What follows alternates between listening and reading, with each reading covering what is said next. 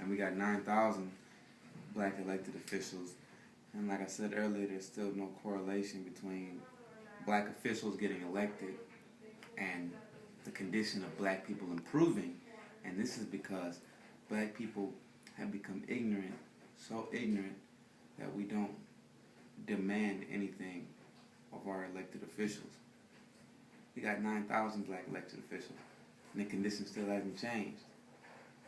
We got a black president. In 1890, we owned less than half of 1% of the economy, and that was pretty good from where we came from. And now, 115 years later, we still own 1.5%. We got a black president, so if we're supposed to be improving in our condition because of the presidents we have and the number of elected black officials, and our condition is just getting better, why aren't we owning stuff? We have to ask ourselves, why? Is it our fault that we say we're just inferior? No, it's because it's been socially engineered for us to be a permanent underclass. It was never intended for us to rise any higher than slaves. And then they use us as workers. And now they have no need for us because the technology has replaced us. You keep a black as a dishwasher, and when they invent a dishwasher, they get rid of you. You keep a black person to operate an elevator, they get automatic elevators, they get rid of you. You keep a black person to work in a factory, automatic factories, they get rid of you.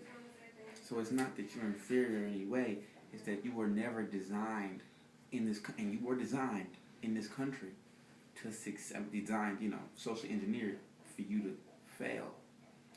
So you can't blame yourself. I want to read you guys a quote from Visions from the Black Man. It's another excellent book that quotes pretty much what I'm saying.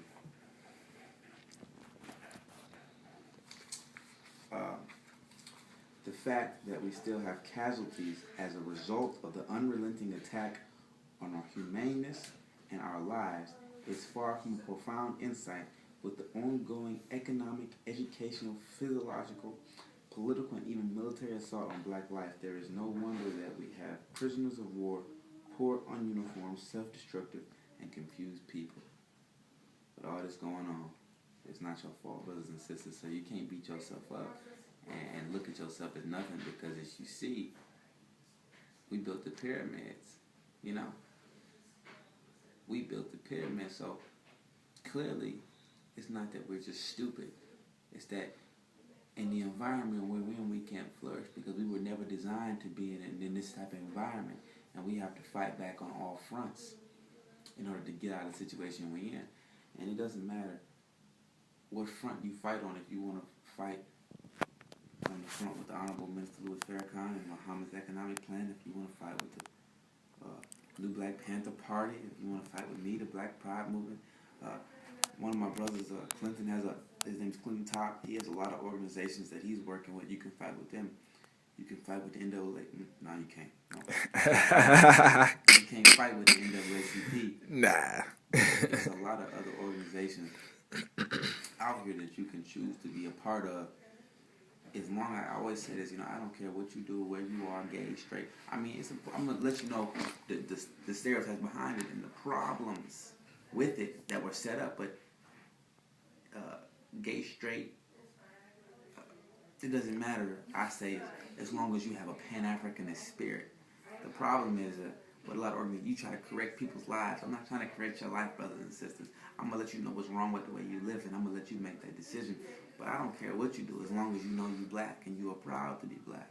Because when you are proud to be black, you will act like a black person, and it will follow. You will want to take care of your family. You will want to live right in the eyes of God.